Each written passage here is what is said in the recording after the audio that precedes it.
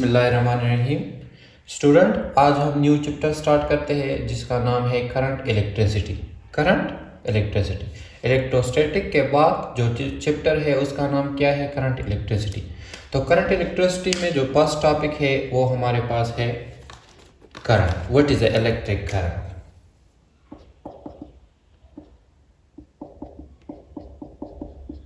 Electric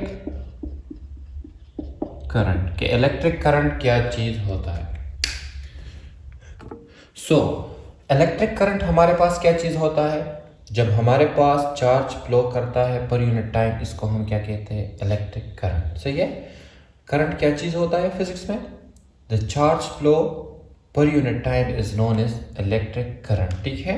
the charge flow in a per unit time मतलब क्या है कि पर यूनिट टाइम में जितना चार्ज फ्लो होता है इसको हम कहेंगे इलेक्ट्रिक करंट। डिफिनीशन इसका लिखते हैं तो डिफिनीशन ऑफ इलेक्ट्रिक करंट इसी तरह है कि द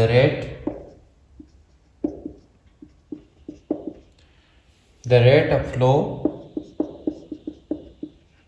ठीक है, the rate of flow of charge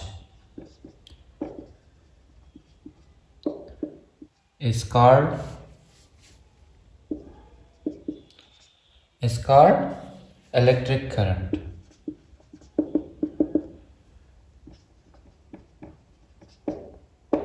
Is called what? Is called electric current. The rate of flow का क्या मतलब है कि पर यूनिट टाइम जितना चार्ज फ्लो होता है इसको हम क्या कहते हैं? करंट। सही है। तो करंट का कॉन्सेप्ट समझ गए कि करंट फिजिक्स में क्या चीज होता है। करंट का डिफिनीशन इस तरह है कि जितना चार्ज फ्लो होता है पर यूनिट टाइम। ठीक है। पर यूनिट टाइम का क्या मतलब कि 1 सेकंड में जितना कूलम्ब चार्ज फ्लो करेगा उसको हम कहेंगे इलेक्ट्रिक करंट। सही है। इलेक्ट्रिक करंट को हम सिंबल आई से डिनोट करते हैं। ठीक है। मैथमेटिकली हम इसको किस तरह लिखेंगे? इलेक्ट्रिक करंट हमारे पास किस सिंबल से जाहिर होता है? आई से। और हम कहते हैं कि चार्ज पर यूनिट टाइम को हम क्या कहते हैं? करंट। सो चार्ज को हम किस सिंबल से जाहिर करते हैं? क्यू से। और ये हो जाएगा क्या? टाइम। ठीक है। तो चार्ज पर यूनिट टाइम को हम क्या कहते हैं? Electric current. ये हो गया mathematical form of electric current. ठीक है। ये चार्ज का सिंबल, ये टाइम का सिंबल, और चार्ज पर यूनिट टाइम को हम क्या कहते हैं? करंट। चार्ज पर यूनिट टाइम को हम क्या कहेंगे? करंट। ये तो हो गया मैथमेटिकल फॉर्म। अब यूनिट ऑफ इलेक्ट्रिक करंट क्या होता है? तो चार्ज का यूनिट हमारे पास क्या है? कूलम्ब। सही है। और टाइम का यूनिट क्या है? सेकंड। तो कूलम्ब पर सेकंड को हम फिर क्या कहते हैं? एम्पियर। ठीक है। क्या कहते हैं इसको? एम्पियर। तो इलेक्ट्रिक करंट का यूनिट क्या है? एम्पियर। और एम्पियर बराबर होगा कूलम्ब पर सेकंड के। कूलम्ब पर सेकंड के। इसी तरह 1 एम्पियर करंट हमारे पास कब होगी?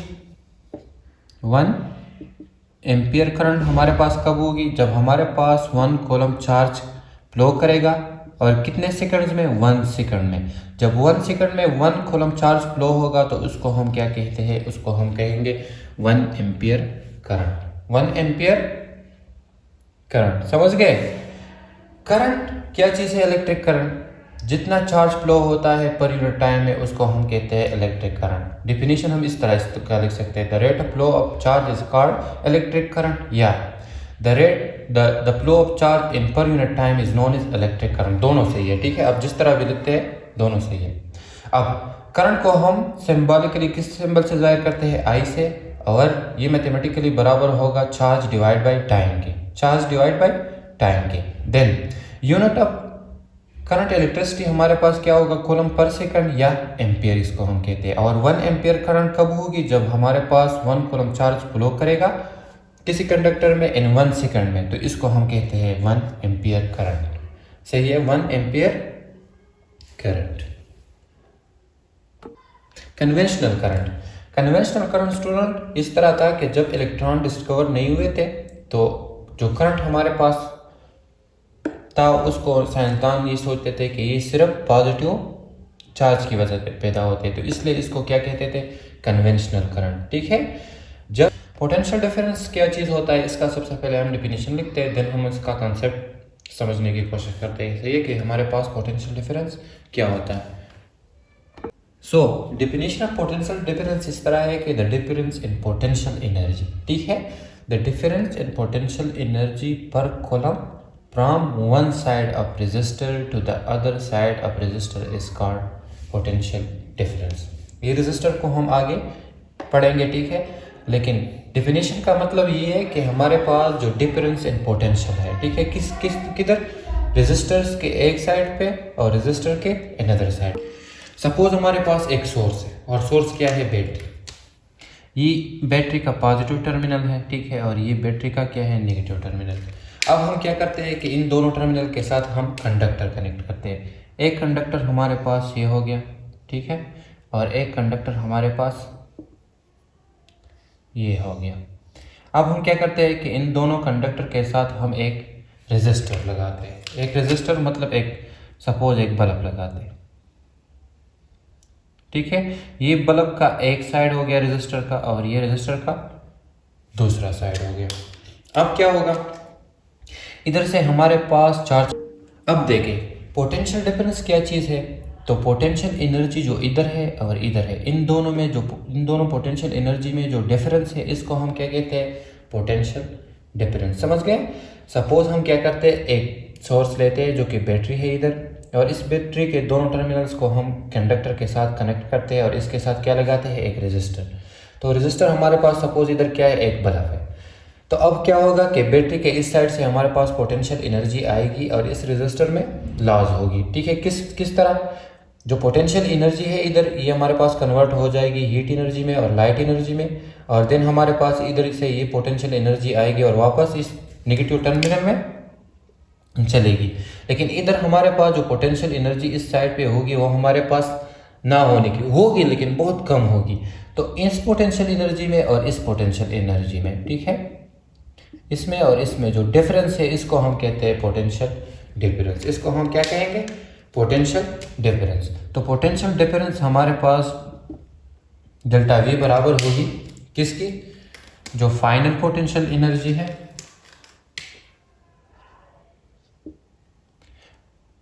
Potential difference final minus potential difference initial, ठीक है। तो potential difference final minus initial को हम कहते हैं पोटेंशियल डिफरेंस, ठीक है, पोटेंशियल डिफरेंस। इन दोनों एनर्जी में जो डिफरेंस है इसको हम क्या कहेंगे, पोटेंशियल डिफरेंस का यूनिट क्या होगा। तो ये ऑलरेडी हमने इलेक्ट्रिक पोटेंशियल में पढ़ा हुआ है कि वर्क पर कूलम चार्ज हमारे पास किसके बराबर होता है, वोल्ट के। इधर हमारे पास क्या है, डिफरेंस इन पोटेंशियल एनर्जी। तो पोटेंशियल एनर्जी भी हमारे पास क्या है, the ability of body to do work is called energy, ठीक है। और वर्क और एनर्जी का हमारे पास यूनिट क्या है, सेम। वर्क का भी यूनिट हमारे पास क्या है, जॉल, और एनर्जी का भी हमारे पास यूनिट क्या है, जॉल। तो पर पोटेंशियल एनर्जी पर कूलम को हम क्या कहते हैं, जो डिफरेंस होता है पोटेंशियल डिफरेंस, और पोटेंशियल एनर्जी का यूनिट है जॉल पर कूलम। चार्ज का यूनिट क्या है, कूलम। तो जॉल पर कूलम को हम क्या कहते हैं, वोल्ट। बिस्मिल्लाहिर्रहमानिर्रहीम। स्टूडेंट, आज हम करंट इलेक्ट्रिसिटी का एक और इम्पॉर्टेंट टॉपिक कवर कर रहे हैं जिसका नाम क्या है, इलेक्ट्रोमोटिव फोर्स या सिंपल ईएमएफ। ईएमएफ का क्या मतलब होता है, इलेक्ट्रोमोटिव फोर्स। ईएमएफ का कंसेप्ट इस तरह है कि ये हमारे पास एक इलेक्ट्रिकल एक्शन होता है। ईएमएफ क्या होता है, एक इलेक्ट्रिकल एक्शन जो हम किधर से हासिल करते हैं, जो हम नॉन इलेक्ट्रिकल सोर्स से हासिल करते हैं, ठीक है। तो ईएमएफ थोड़ा सा समझ गए कि ईएमएफ हमारे पास एक ऐसा इलेक्ट्रिकल एक्शन होता है जो हम नॉन इलेक्ट्रिकल सोर्स से हासिल करते हैं। लाइक सपोज हमारे पास क्या है, जनरेटर। तो जनरेटर में हमारे पास क्या है, जनरेटर हमारे पास प्रोड्यूस करता है ईएमएफ। किस तरह, ईएमएफ उधर हमारे पास इस तरह हासिल होते हैं जनरेटर में कि हम केमिकल एनर्जी हमारे पास क्या है, नॉन इलेक्ट्रिकल एनर्जी, ठीक है। हम केमिकल एनर्जी को कन्वर्ट करते हैं इलेक्ट्रिकल एनर्जी में। तो इस तरह उधर हमारे पास ईएमएफ हासिल होते हैं। तो ईएमएफ का कंसेप्ट क्या है कि ये हमारे पास एक ऐसा इलेक्ट्रिकल एक्शन होता है जो हम नॉन इलेक्ट्रिकल सोर्स से हासिल करते हैं, ठीक है। लाइक सपोज मैंने आपको जनरेटर का एग्जांपल बताया कि जनरेटर में हमारे पास ईएमएफ पैदा होता है। किस तरह, हम नॉन इलेक्ट्रिकल सोर्स लाइक हमारे पास क्या है, जो फ्यूल है वो हमारे पास है chemical energy.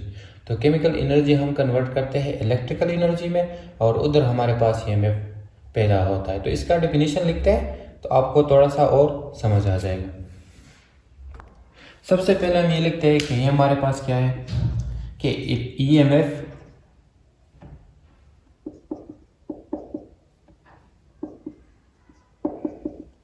is a electrical action, ठीक है, is a electrical action produced by non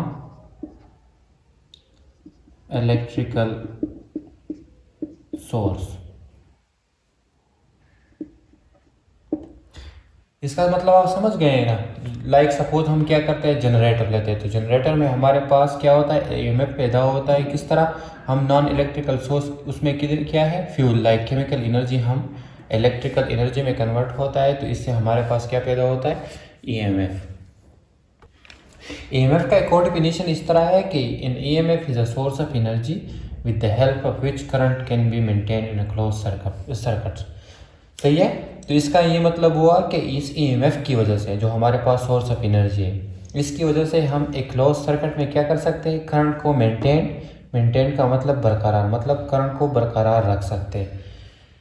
दूसरा डेफिनेशन है EMF इस तरह है कि ये EMF हमारे पास क्या कर सकता है, एक क्लोज सर्किट में करंट को मेंटेन रख सकता है। ठीक है, एक क्लोज सर्किट में करंट को क्या करते हैं, मेंटेन करते हैं। ठीक है, मेंटेन मतलब क्या है कि बरकरार रख सकता है। जो सोर्स ऑफ EMF होता है इसको हम चार्ज पंप भी कहते हैं, because it forces charges to move around the circuit. ठीक है, जो सोर्स ऑफ EMF होता है इसको हम क्या कहते हैं, चार्ज पंप। और चार्ज पंप हम इसको इसलिए कहते हैं क्योंकि ये फोर्स करते हैं चार्ज को ताकि वो मोशन करे सर्किट में। So source of EMF, a source of EMF is also called charge pump because it forces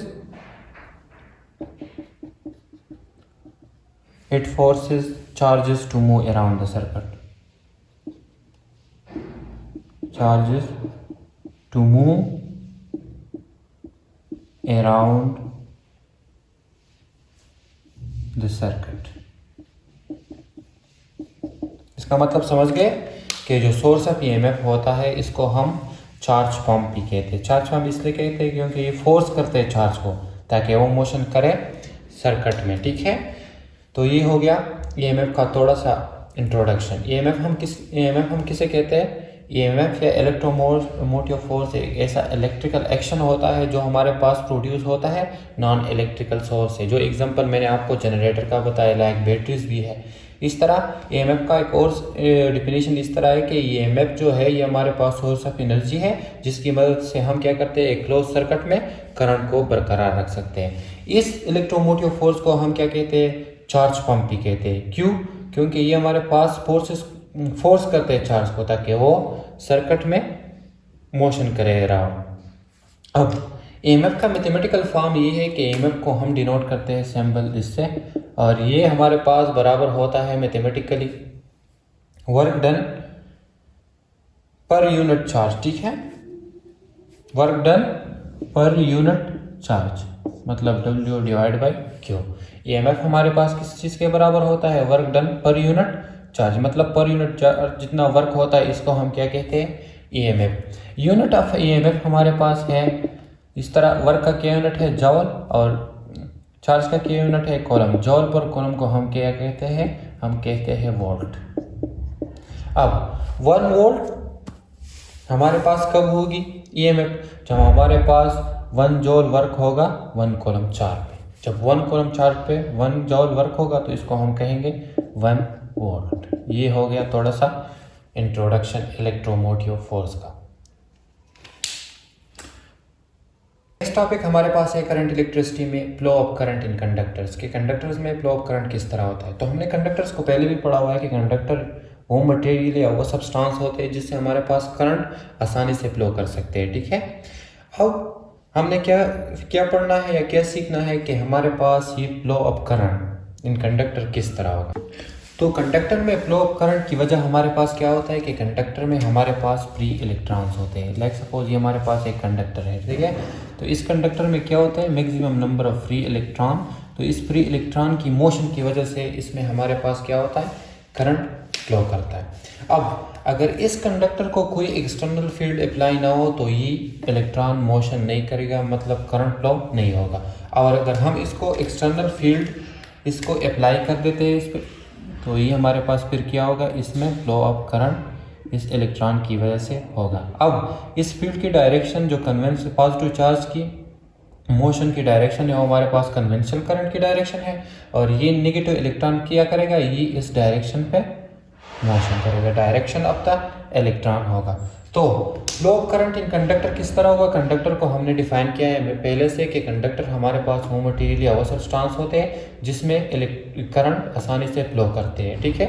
अब इस कंडक्टर में करंट क्यों फ्लो करते हैं, क्योंकि हमारे पास इस कंडक्टर में फ्री इलेक्ट्रॉन्स होते हैं, और ये इस फ्री इलेक्ट्रॉन की मोशन की वजह से हमारे पास फ्लो करंट होता है। अब अगर इस कंडक्टर को हम कोई एक्सटर्नल फील्ड अप्लाई नहीं करते तो ये मोशन नहीं करेगा, अगर हम इसको एक्सटर्नल फील्ड अप्लाई करते हैं तो ये मोशन करेगा, ठीक है। ये मोशन करेगा। पॉजिटिव चार्ज की डायरेक्शन जो हम इसको हम क्या कहते हैं, कन्वेंशनल करंट, ठीक है। और ये नेगेटिव इलेक्ट्रॉन है, ये हमारे पास इस डायरेक्शन पे मोशन करेगा। तो ये सिंपल सा थोड़ा सा एक्सप्लेनेशन हो गया कि किस तरह करंट फ्लो करते हैं कंडक्टर में। करंट इलेक्ट्रिसिटी का इंपॉर्टेंट टॉपिक है वो है ओम्स लॉ। ओम्स जो था ये हमारे पास एक जर्मन साइंटिस्ट था और इसने 1826 में इस लॉ को प्रेजेंट किया था, सही है। ओम एक जर्मन साइंटिस्ट, और इसने 1826 में इस लॉ को प्रेजेंट किया था। ओम लॉ का स्टेटमेंट किस तरह है कि the current through in electrical conductor, एक कंडक्टर में current is directly proportional to the applied voltage, जो वोल्टेज अप्लाइड है उसको डायरेक्टली प्रोपोर्शनल होगा if the temperature and other physical condition is remains constant. मतलब क्या है कि जब टेम्परेचर और हमारे पास जो फिजिकल कंडीशन ऑफ कंडक्टर है वो हमारे पास क्या हो, कांस्टेंट हो। तो ये हमारे पास क्या होगा, करंट डायरेक्टली प्रोपोर्शनल होगा वोल्टेज को। मैथमेटिकली हमारे पास वोल्टेज हम डिनोट करते हैं V से, और करंट हमारे पास रिप्रेजेंट होता है किससे, I से। तो ओम लॉ हमें क्या कहता है कि करंट इज डायरेक्टली प्रोपोर्शनल होगा किसको, वोल्टेज को, ठीक है। करंट को I से और वोल्टेज को हम जाहिर करते हैं V से, और ये हो गया डायरेक्टली प्रोपोर्शनल का सिंबल। इसका मतलब ये है कि जितना वोल्टेज ज़्यादा अप्लाइड होगा तो उतना हमारे पास क्या होगा, करंट ज़्यादा होगा। डायरेक्टली प्रोपोर्शनल क्या होता है कि जब ये ज़्यादा होगा तो ये भी हमारे पास ज़्यादा। अब अगर हम इस सिंबल को हटा दें, ठीक है, तो हमारे पास इक्वल का साइन लगेगा, और इक्वल का साइन जब लगेगा तो कांस्टेंट भी आएगा, और वो कांस्टेंट इधर हमारे पास बराबर होगा रेजिस्टेंस का 1 ओवर रेजिस्टेंस का, और ये बराबर हो जाएगा I = 1 over R multiply V। अब अगर हम इस R को इधर शिफ्ट करें इक्वेशन के, तो ये बराबर हो जाएगा V = IR, मतलब वोल्टेज बराबर होगा करंट इंटू R। हमारे पास जो कांस्टेंट है इसको हम क्या कहते हैं, रेजिस्टेंस, ठीक है। इसको हम कहते हैं रेजिस्टेंस ऑफ कंडक्टर, ठीक है, रेजिस्टेंस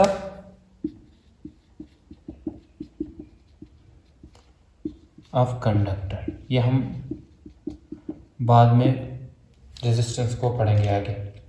तो ये हमारे पास क्या है, ओम लॉ। ओम लॉ हमें ये कहता है कि एक इलेक्ट्रिकल कंडक्टर में जो करंट होता है वो डायरेक्टली प्रोपोर्शनल होता है वोल्टेज को, कब, जब हमारे पास फिजिकल कंडीशन ऑफ कंडक्टर और टेम्परेचर कांस्टेंट होगा, ठीक है।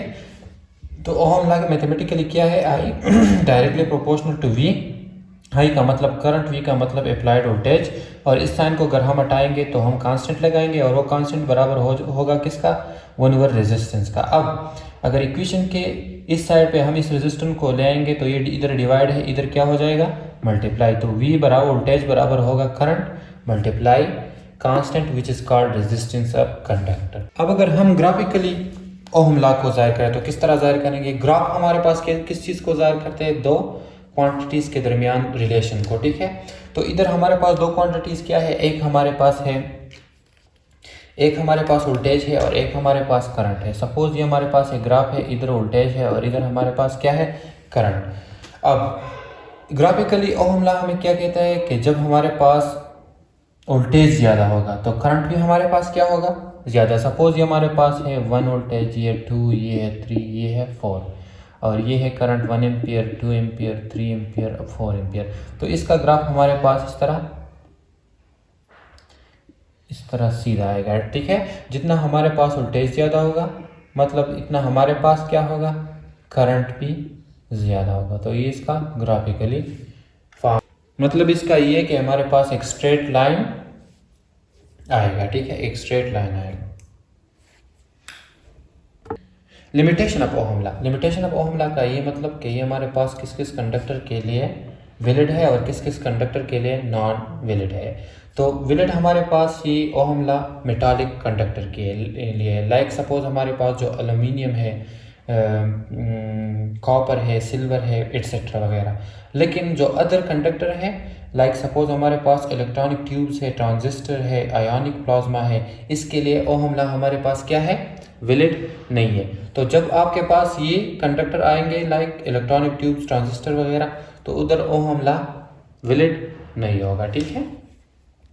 ये भी एक इम्पॉर्टेंट टॉपिक है करंट इलेक्ट्रिसिटी का। रेजिस्टेंस हमारे पास क्या चीज़ है, तो इसका कंसेप्ट ये है स्टूडेंट्स कि जब हमारे पास कंडक्टर में करंट फ्लो करेगा, जब कंडक्टर में करंट फ्लो होगा तो उसको जो करंट को जो चीज़ अपोज करेगा उसको हम क्या कहते हैं, उसको हम कहते हैं रेजिस्टेंस, ठीक है। जो करंट को अपोजिशन आएगा, करंट के फ्लो को जो चीज़ अपोज करेगा उसको हम क्या कहते हैं, उसको हम कहते हैं रेजिस्टेंस, ठीक है। तो रेजिस्टेंस का डेफिनेशन इसी तरह है कि the property of substance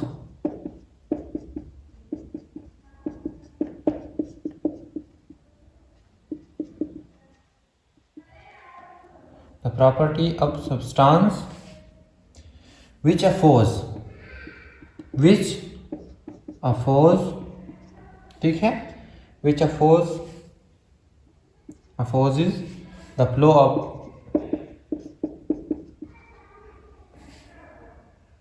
current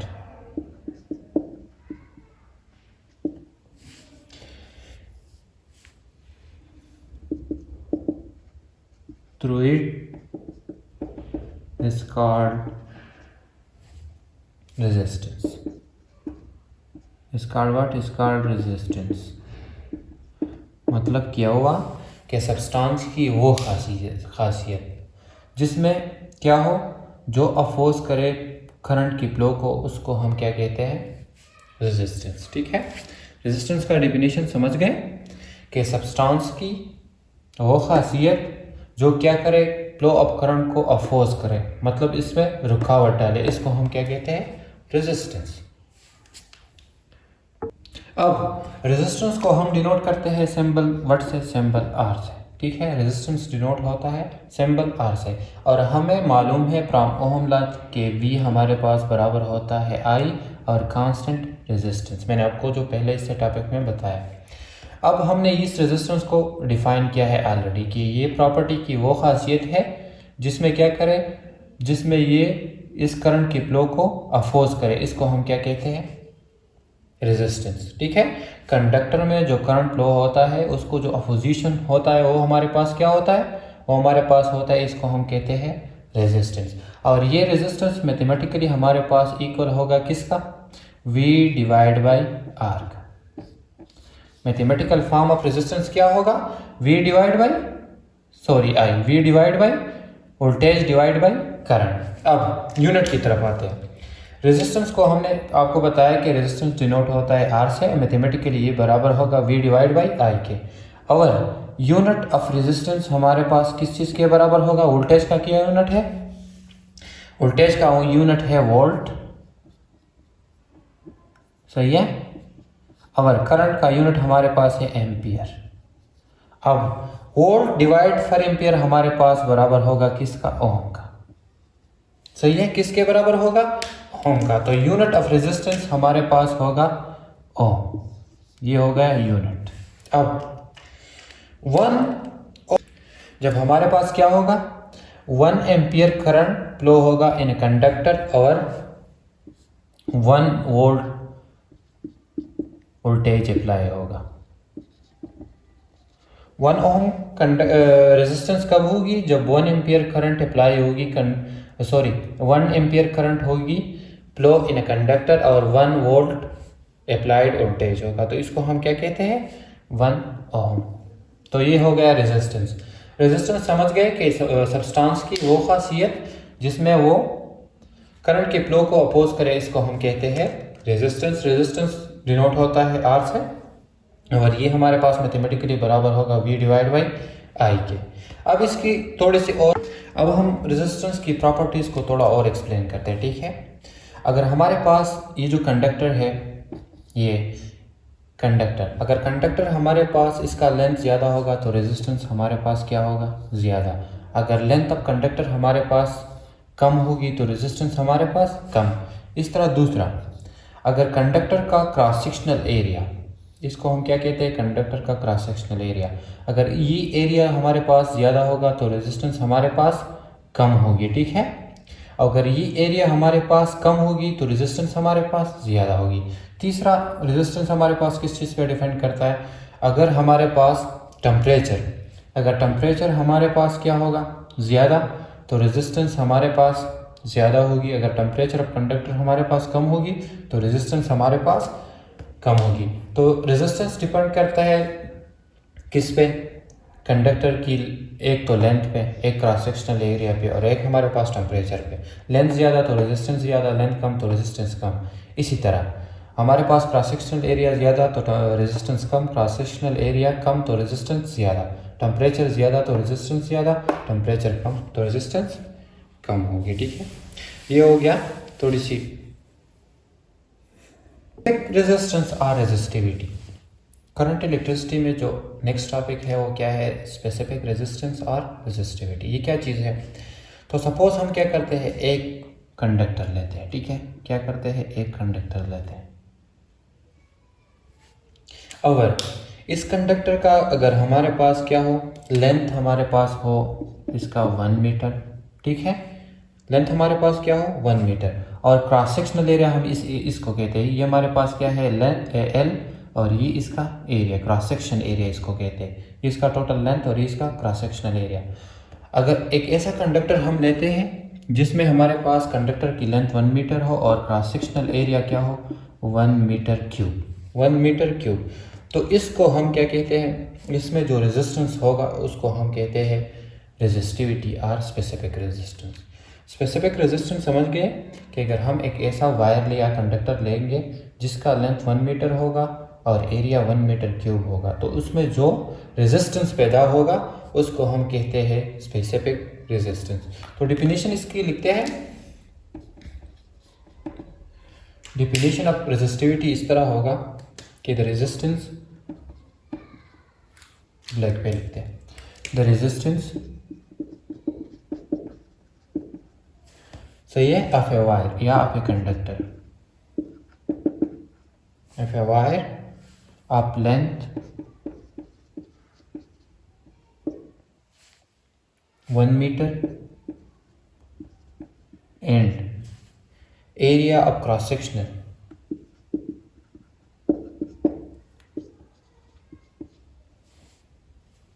cross section is 1 meter cube is known as is called resistivity.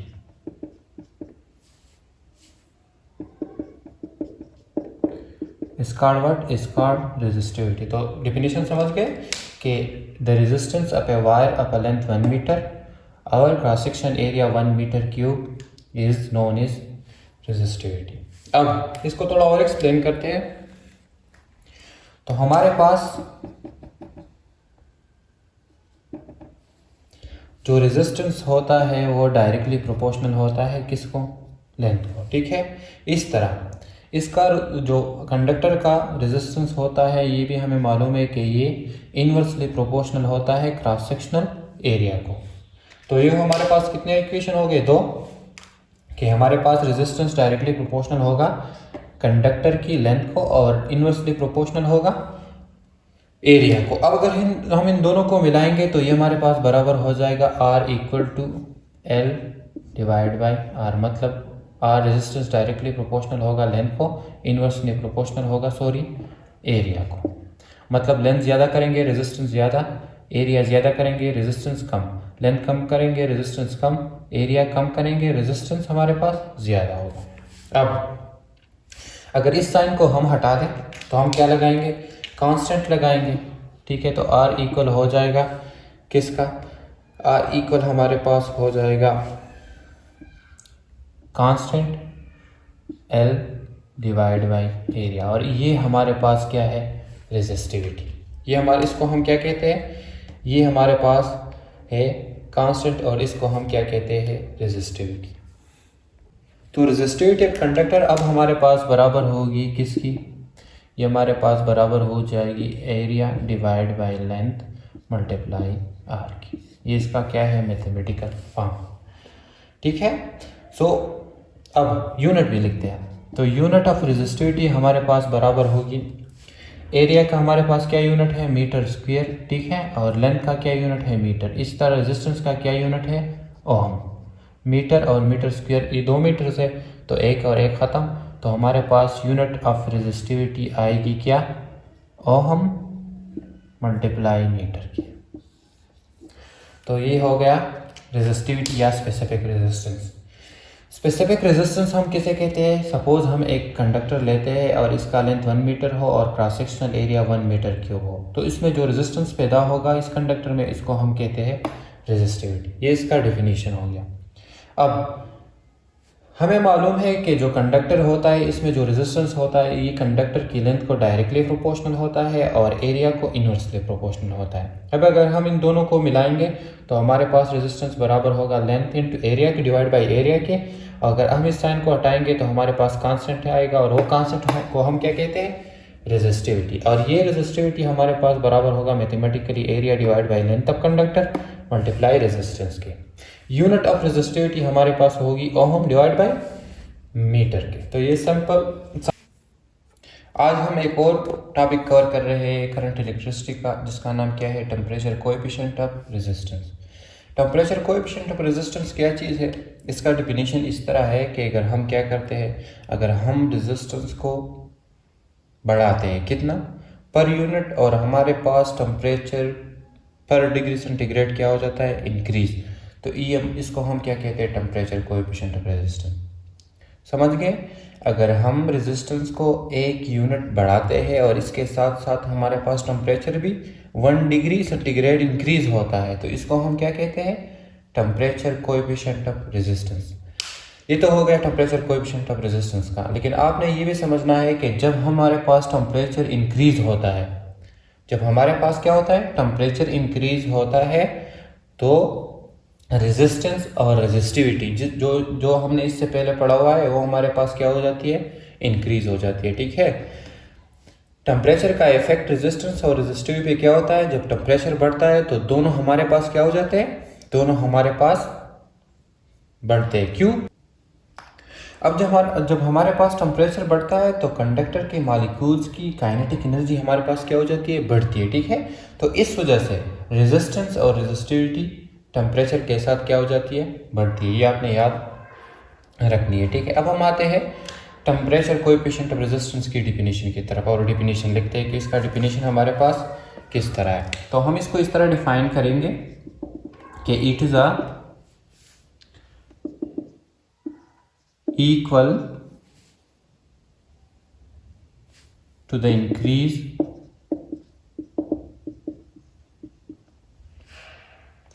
in resistance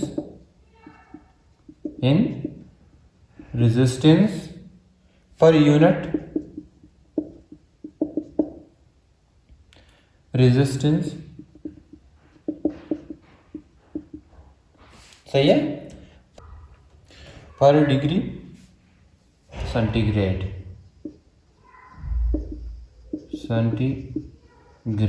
ठीक है, rise in temperature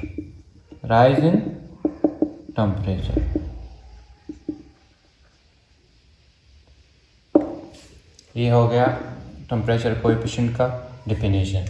temperature coefficient का डिफिनेशन किस तरह है कि it is equal to the increase in resistance per unit resistance per degree centigrade. मतलब क्या हुआ, अगर हमारे पास रेजिस्टेंस बढ़ता है पर यूनिट और इसके साथ साथ क्या बढ़ता है, हमारे पास टेम्परेचर भी हमारे पास इंक्रीज हो जाता है पर सेंटीग्रेड, तो इसको हम क्या कहते हैं, इसको हम कहते हैं टेम्परेचर कोएफिशिएंट ऑफ रेजिस्टेंस। ठीक है, अगर पर डिग्री सेंटीग्रेड हमारे पास टेम्परेचर बढ़ता है और इसके साथ रेजिस्टेंस भी पर यूनिट बढ़ता है, तो इसको हम क्या कहेंगे, टेम्परेचर कोएफिशिएंट ऑफ रेजिस्टेंस। इसको थोड़ा और सा एक्सप्लेन करते हैं और mathematical form of temperature coefficient of resistance लिखते हैं। तो इसको हम इस तरह एक्सप्लेन करेंगे, ये जो रेजिस्टेंस है ये हमारे पास किस टेम्परेचर पे है, 0 डिग्री सेंटीग्रेड पे, 0 डिग्री सेंटीग्रेड पे।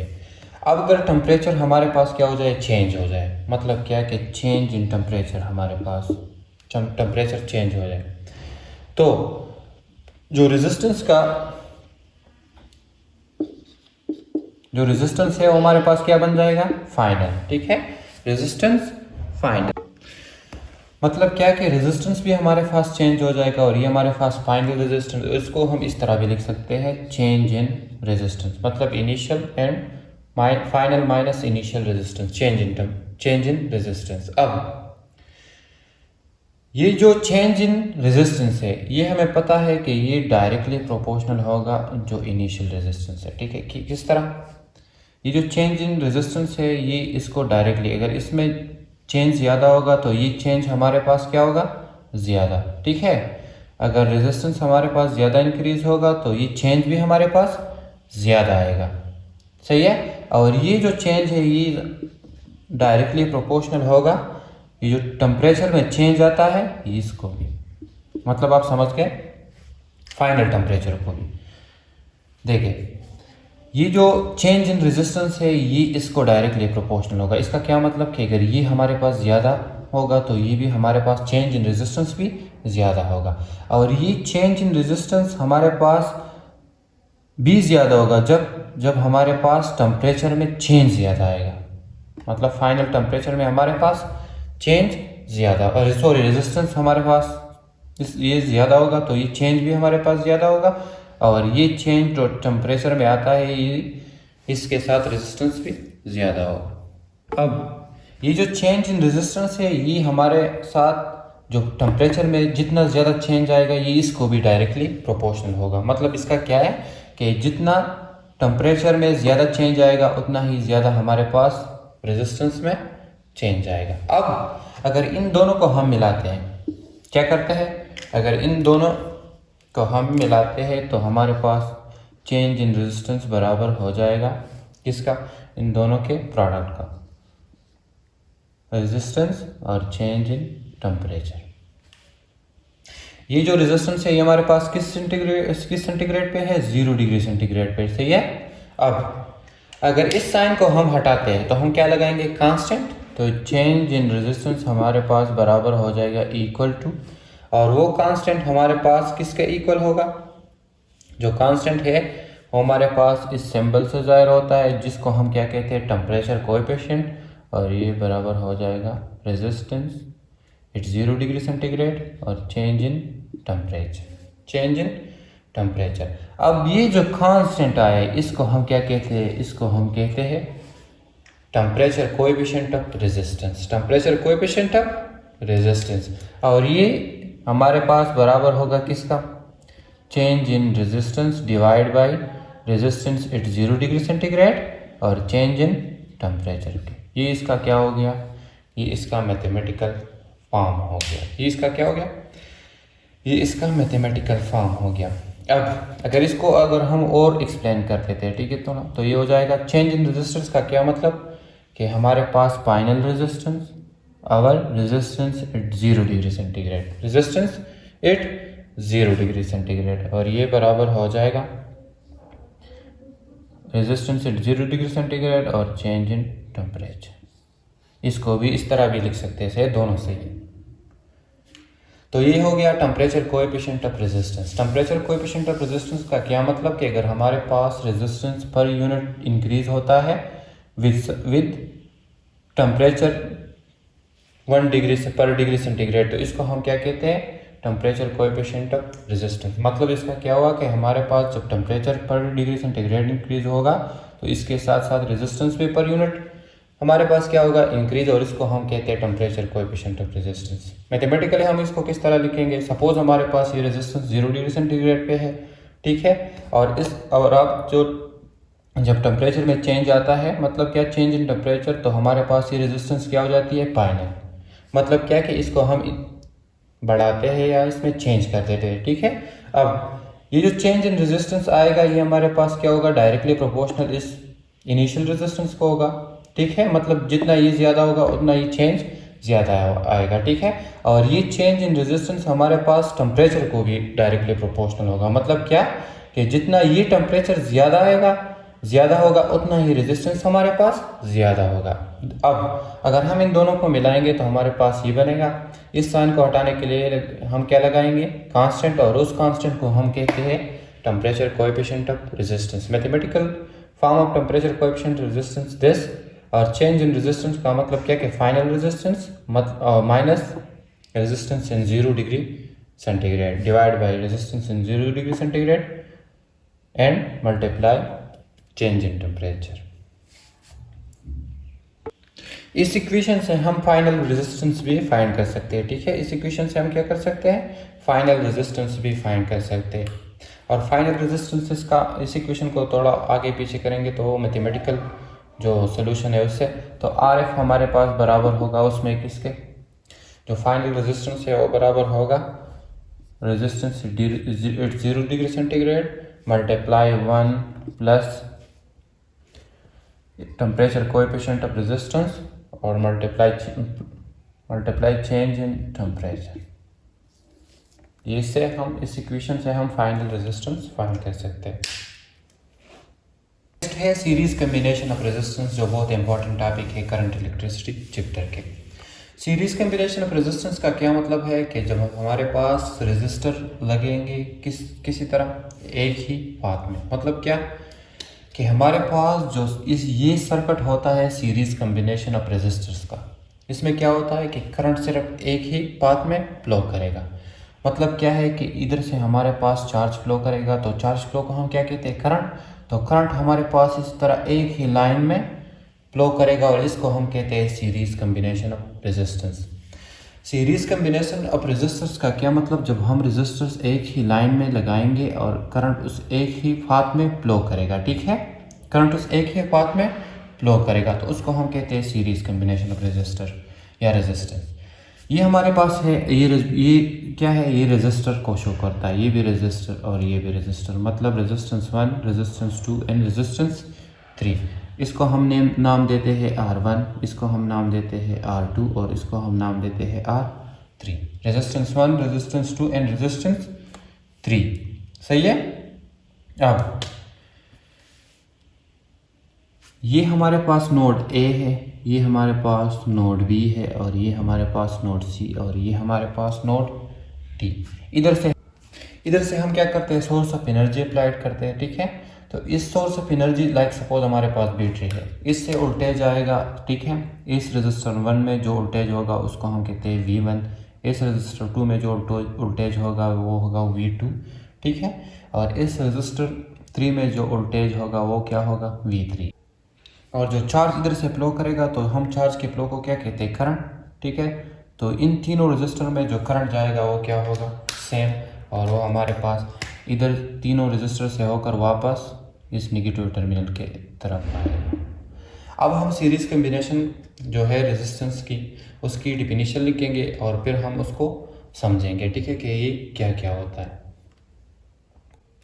अब हम आते हैं डिफिनीशन की तरफ। तो definition of series combination of resistance इस तरह है कि that combination in which current flows along a single path. मतलब इसका क्या है कि ये जो करंट फ्लो होता है ये क्या करेगा, इस सिंगल पाथ में फ्लो करेगा, मतलब डिवाइड ये पाथ नहीं होगा। A single path through a various resistor, मतलब रेजिस्टर 1, रेजिस्टर 2 और रेजिस्टर 3 हमारे पास क्या है, मुख्तलिफ किस्म के रेजिस्टर है। Is called series combination of resistor. Definition of series combination of resistor का मतलब ये है कि जो सोर्स ऑफ एनर्जी से हमारे पास करंट आएगा वो हमारे पास सिंगल पाथ में फ्लो करेगा, और किधर से होकर, रेजिस्टर्स, वेरियस मुख्तलिफ किस्म के रेजिस्टर से होकर ये फ्लो करेगा, ठीक है। तो इसको हम क्या कहते हैं, इसको हम कहते हैं series combination of resistor. Again series combination of resistor का मतलब क्या है कि जो करंट फ्लो होगा इस रेजिस्टर में वो हमारे पास किस पाथ में होगा, सिंगल पाथ में फ्लो होगा, ठीक है। इसको हम क्या कहते हैं, सीरीज कम्बिनेशन ऑफ रेजिस्टर। और मुख्तलिफ किस्म के जो वेरियस रेजिस्टर है उससे होकर वापस अपने निगेटिव टर्मिनल की तरफ आएगा। अब सीरीज कम्बिनेशन ऑफ रेजिस्टर में इस तरह होता है कि जो ये 3 रेजिस्टर है इसमें हमारे पास करंट क्या होगा, करंट हमारे पास होगा सेम, ठीक है। करंट तीनों रेजिस्टर के लिए हमारे पास क्या होगा, नंबर 1 पॉइंट सेम। सीरीज में क्या होता है कि करंट हमारे पास सेम होता है, ठीक है। सीरीज कम्बिनेशन में करंट सेम होगा और वोल्टेज हमारे पास डिफरेंट होगा। मतलब क्या कि वोल्टेज हमारे पास इक्वल होगा V1 का जो रजिस्टर 1 में है, V2 और जो रजिस्टर 3 में है 2 में है और जो रजिस्टर 3 में है V3। मतलब टोटल वोल्टेज हमारे पास इसमें अलग होगा, इसमें अलग होगा और इसमें अलग होगा। मतलब इसका ये हुआ कि वोल्टेज इन तीनों रजिस्टर में सीरीज कम्बिनेशन में क्या होगा, डिफरेंट। और टोटल वोल्टेज हमारे पास जो वोल्टेज रजिस्टर 1 में है, जो वोल्टेज रजिस्टर 2 में है, जो वोल्टेज रजिस्टर 3 में है, इन तीनों के कम्बिनेशन से बनेगा। तो सीरीज कम्बिनेशन में क्या होता है कि करंट सेम और वोल्टेज हमारे पास मुख्तलिफ रजिस्टर में डिफरेंट होगा। ये दूसरा पॉइंट हो गया। तीसरा पॉइंट, अब हमने क्या फाइंड करना है, रेजिस्टेंस इक्विवेलेंट। मतलब इस टोटल ये जो 3 रजिस्टर है इसका टोटल रेजिस्टेंस ये हमारे पास किस तरह हम इसको फाइंड कर सकते हैं। तो हमें मालूम है कि हमारे पास फ्रॉम ओहम लॉ V बराबर होता है अप्लाइड वोल्टेज किसके बराबर होता है, करंट इनटू रेजिस्टेंस के, करंट इनटू रेजिस्टेंस के। देन अब हमारे पास V1 बराबर होगा किसका, I तो हमारे पास तीनों में सेम है ना, I इसमें भी सेम है, इन तीनों का करंट क्या है, सेम। तो ये होगा I इंटू R1 और रेजिस्टेंस डिफरेंट, ठीक है। इसी तरह V2 बराबर होगा I सेम, I क्या है सेम और R2। देन V3 हमारे पास बराबर होगा I सेम और रेजिस्टेंस 3 में। मतलब यह कि वोल्टेज V1 इसमें, वोल्टेज V2 इसमें और वोल्टेज V3 इसमें। और हमें इसका फार्मूला मालूम है from Ohm law, IR1 resistor 1 resistor 2 और रेजिस्टर 3। अब अगर हम इस V1 की वैल्यू, V2 की वैल्यू और V3 की वैल्यू इसमें पुट करें तो ये हो जाएगा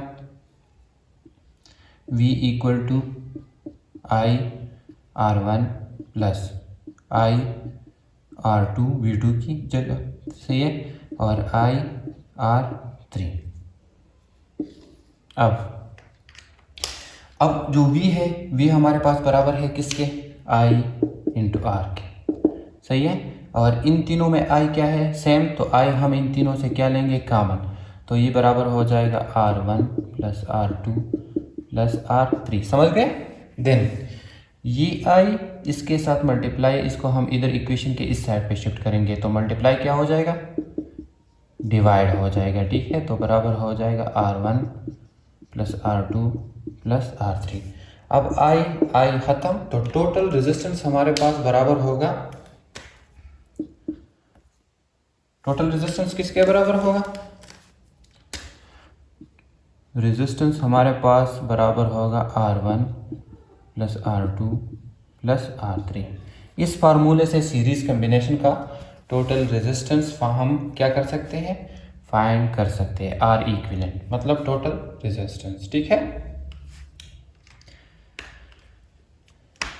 समझ गए series combination of resistance. Series combination of resistance क्या होता है, सीरीज कम्बिनेशन रेजिस्टेंस का मतलब यह है कि इसमें करंट फ्लो करेगा वेरियस रेजिस्टर से होकर इन सिंगल पाथ, ठीक है। ये हो गया डेफिनेशन। सीरीज कम्बिनेशन में ये होगा कि करंट सारे जो रेजिस्टर है, जितने भी चीज़ें लगेंगे सीरीज कम्बिनेशन में, वो हमारे पास इसमें करंट क्या होगा, सेम।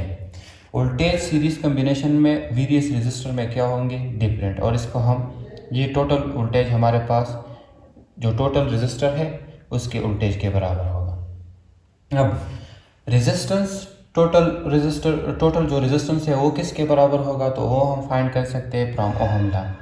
ये जो वोल्टेज है ये V1 V2 V3, V1 की जगह हम लेंगे, हमारे पास ये बराबर होगा IR1, क्योंकि I हमारे पास तीनों में सेम है, V2 IR2 और V3 IR3। तो टोटल वोल्टेज हमारे पास इसके बराबर हो जाएगा। अब तीनों में क्या कॉमन है, I, और V जो V है ये हमारे पास IR के बराबर फ्रॉम ओहम लॉ। अब इस I को हम इधर शिफ्ट करेंगे, डिवाइड हो जाएंगे, तो R इक्विवेलेंट हमारे पास बराबर हो जाएगा R1 R2 और R3 के। इस तरह अगर आपके पास किस तरह हो, n रजिस्टर हो, मतलब क्या कि आपके साथ लातादाद रजिस्टर, तो आप किस तरह रेजिस्टेंस इक्विवेलेंट फाइंड करेंगे, तो ये बराबर हो जाएगा R1 plus R2 into dot dot Rn। इस फार्मूले से आप रेजिस्टेंस इक्विवेलेंट अब सीरीज कम्बिनेशन फाइंड कर सकते हैं, ठीक है। अब हम आते हैं सीरीज कम्बिनेशन के कैरेक्टरिस्टिक्स की तरफ कि इसकी क्या क्या खसूसियात होते हैं।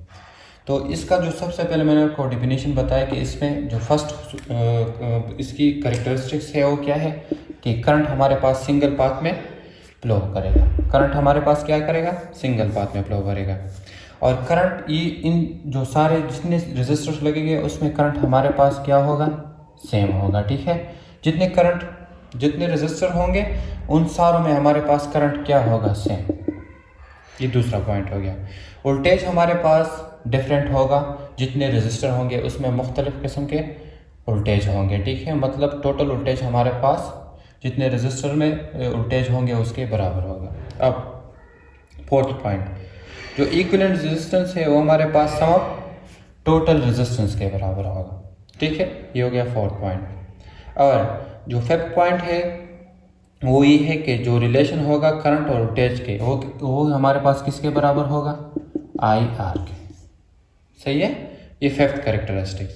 और मैग्नीट्यूड जो होगा इक्विवेलेंट रेजिस्टेंस का वो हमारे पास ज़्यादा होगा जो इंडिविजुअल सारे रेजिस्टेंस है, ठीक है। जो इंडिविजुअल रेजिस्टेंस है उससे क्या होगा, ये जो इक्विवेलेंट रेजिस्टेंस है ये ज़्यादा होगा। मतलब इसका ये है कि सपोज हमारे पास ये तीनों रेजिस्टर है, ठीक है। तो हर एक इंडिविजुअल रेजिस्टेंस है, ये इक्विवेलेंट रेजिस्टेंस ज़्यादा होगा।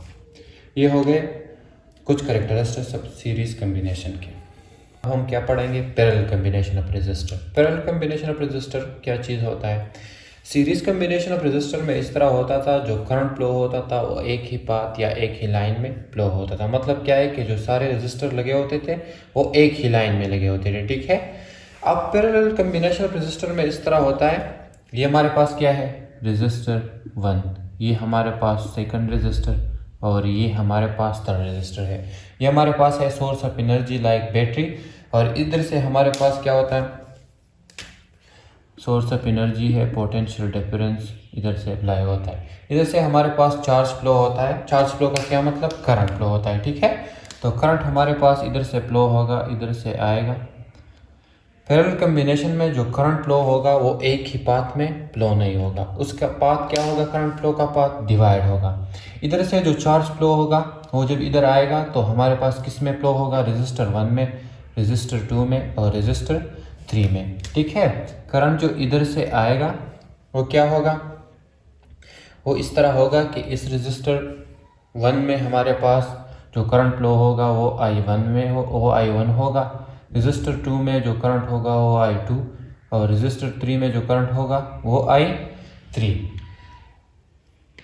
इधर से जो करंट आएगा पैरेलल कम्बिनेशन में वो हमारे पास इसका पाथ क्या होगा, डिवाइड होगा। सीरीज में क्या होता था कि जो करंट होता था वो सेम पाथ में फ्लो होता था।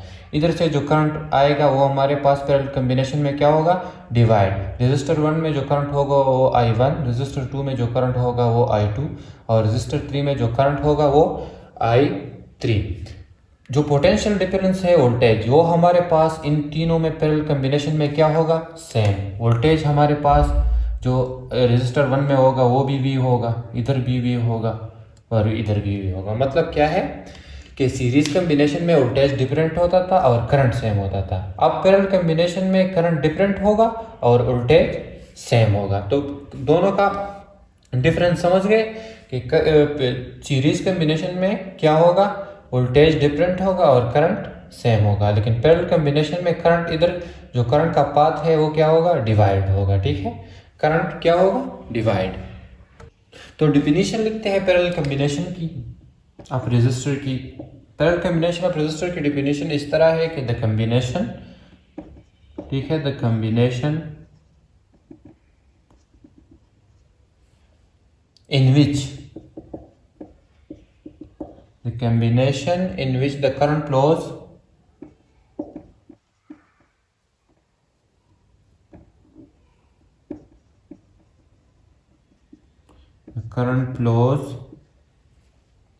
in various or indifferent in various branches इधर लिखते हैं। ब्रांचेस का क्या मतलब, जब हमारे पास ये अलग ब्रांच है, ये अलग ब्रांच है, ये अलग ब्रांच है, ठीक है, different branches and the potential energy are the voltage and the potential energy are the potential difference remains है, मतलब वी।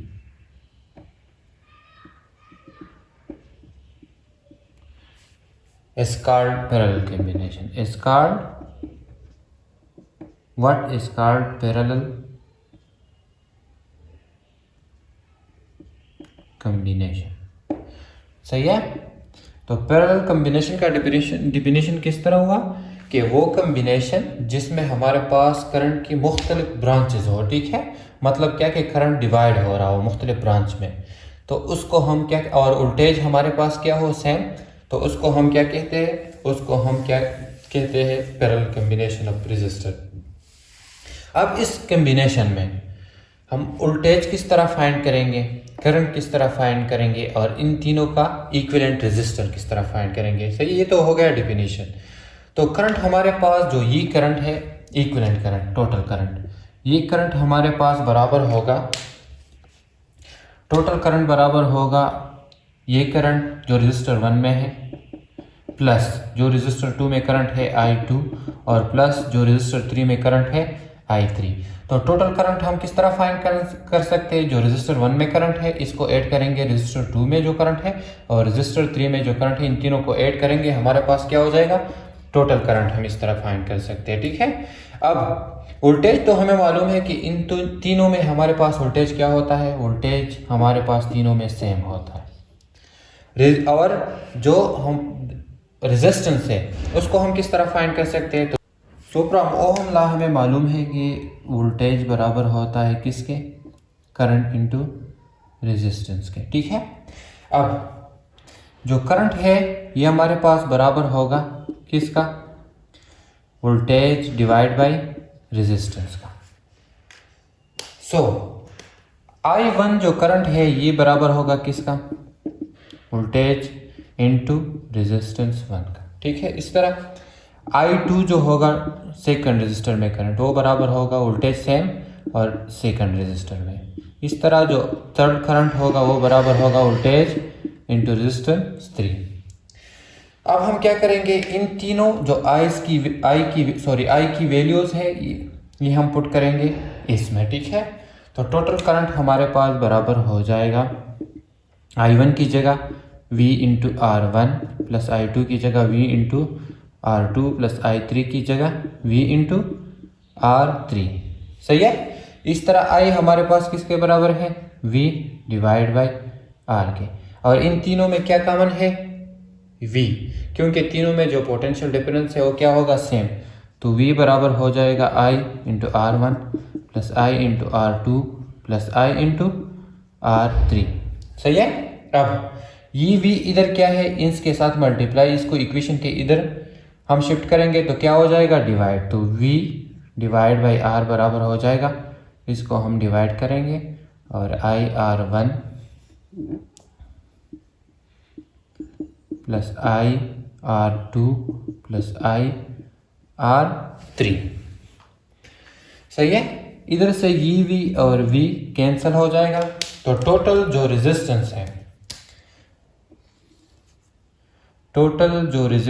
है, सही है, 1/R, ये बराबर हो जाएगा इन तीनों में 1/R1 plus 1/R2 plus 1/R3।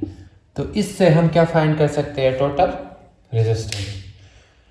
Parallel combination में हम करंट को इस तरह फाइंड करेंगे, जो टोटल करंट है वो आपस में ऐड करेंगे, I1 plus I2 I3 add कर सकते हैं, तो ऐड करेंगे तो टोटल करंट हमारे पास फाइंड हो जाएगा। पैरेलल कॉम्बिनेशन में पोटेंशियल डिफरेंस क्या होगा, सेम होगा, ठीक है। टोटल जो रेजिस्टेंस है वो हम किस तरह फाइंड कर सकते हैं, तो वो होगा 1/R प्लस, इधर 3 रेजिस्टर है तो 1/R1, 1/R2, 1/R3 पार n रेजिस्टर के लिए। मतलब अगर आपके पास n रेजिस्टर हो लातेदार, तो उसको हम किस तरह फाइंड कर सकते हैं, वो होगा R equivalent into 1/R1 plus 1/R2 dot dot plus 1 RN। सही, इस फार्मूले से हम टोटल रेजिस्टेंस इक्विवेलेंट फाइंड कर सकते हैं, ठीक है। तो ये हो गया पैरेलल कॉम्बिनेशन। पैरेलल कॉम्बिनेशन में इस तरह होता है कि जो करंट होता है वो हमारे पास क्या हो जाता है, वो डिवाइड होता है मुख्तलिफ ब्रांचेस में, ठीक है, और वोल्टेज हमारे पास क्या होगा, सेम होगा।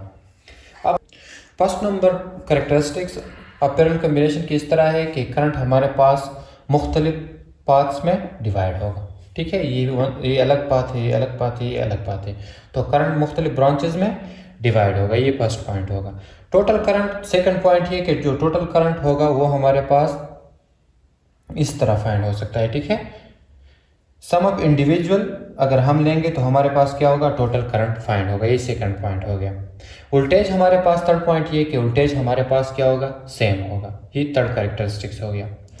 और जो इक्विवेलेंट रेजिस्टेंस है उसको हम किस तरह फाइंड कर सकते हैं, 1/R इक्वल टू, इस तरह 1/R1 1/R2 प्लस 1/R3 ली, इस तरह 1/RN तक, ठीक है।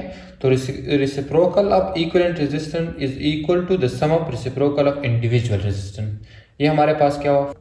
और जो मैग्नीट्यूड ऑफ इक्विवेलेंट रेजिस्टेंस होगा वो हमारे पास एक इंडिविजुअल रेजिस्टेंस है, मतलब अगर आप एक रेजिस्टर की रेजिस्टेंस लेते हैं तो जो इक्विवेलेंट रेजिस्टेंस है वो हमारे पास उससे भी कम होगा, तो magnitude of equivalent resistance individual resistance से कम होगा।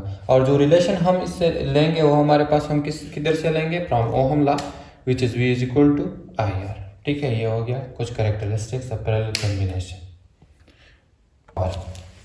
सो पावर का जो डिफिनीशन है वो क्या है कि जितना टाइम में, मतलब पर यूनिट टाइम जितना वर्क हम करते हैं उसको हम क्या कहते हैं, पावर, ठीक है। पावर का डिफिनीशन क्या है,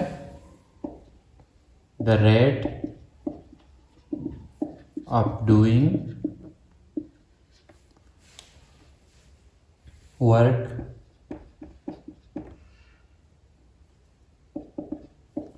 is called power, is called power।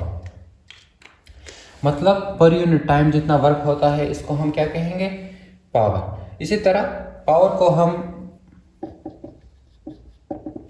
Denote करते हैं सिंबल P से, ठीक है। पावर को हम डिनोट करते हैं वर्ड से, सिंबल P से, और ये हमारे पास मैथमेटिकली बराबर होता है वर्क डिवाइड बाय टाइम। अब हम आते हैं इलेक्ट्रिक पावर की तरफ, ठीक है स्टूडेंट। तो इलेक्ट्रिक पावर का मतलब क्या है कि जब हमारे पास कंडक्टर्स में क्या होता है, फ्लो ऑफ चार्ज होता है, ठीक है। तो फ्लो ऑफ चार्ज किस वजह से, जब प्री इलेक्ट्रॉन मतलब कंडक्टर में क्या करते हैं, मोशन।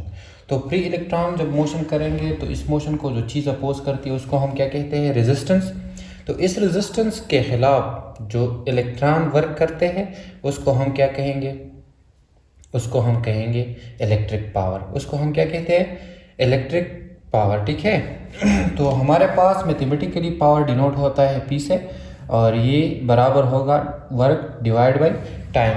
सो हमें मालूम है कि जो पोटेंशियल डिफरेंस होता है वो हमारे पास बराबर होता है किसके, जो पर यूनिट चार्ज हम वर्क करते हैं उसको हम कहते हैं पोटेंशियल डिफरेंस, ठीक है। देन ये जो वर्क है इधर, ये हमारे पास बराबर होगा V इंटू चार्ज, सही है। अब अगर हम इस वर्क जो हमारे पास इक्वल है V इंटू चार्ज, अगर हम इसको इधर पुट करेंगे तो हमारे पास पावर बराबर हो जाएगा किसके, चार्ज और potential difference divide by time की। देन हमें मालूम है कि चार्ज पर यूनिट टाइम हमारे पास क्या होता है, इसको हम कहते हैं करंट, मतलब करंट बराबर होता है Q डिवाइड बाय T के। तो हमारे पास पावर बराबर हो जाएगा पावर किस चीज़ के इक्वल हो जाएगा? करंट इंटू वोल्टेज का। देन पावर अब हमारे पास किस चीज़ के बराबर है? करंट मल्टीप्लाई वोल्टेज या पोटेंशियल डिफरेंस के। अब हमें मालूम है फ्रॉम ओहम लॉ कि V बराबर होता है किस चीज़ का? आई आर का। तो पावर बराबर हो जाएगा I, और V की जगह हम लिखेंगे I मल्टीप्लाई R। तो पावर हमारे पास इक्वल हो जाएगा करंट स्क्वायर इंटू रेजिस्टेंस का। तो इलेक्ट्रिक पावर हमारे पास मैथमेटिकली बराबर हो गया आई स्क्वायर आर के या आई इंटू वी, दोनों सही है, ठीक है। आई स्क्वायर आर भी आता है और आई इंटू वी भी आता है। वी हमारे पास हमें मालूम है कि आई आर के बराबर है, तो हमारे पास ये इक्वेशन भी आ गई।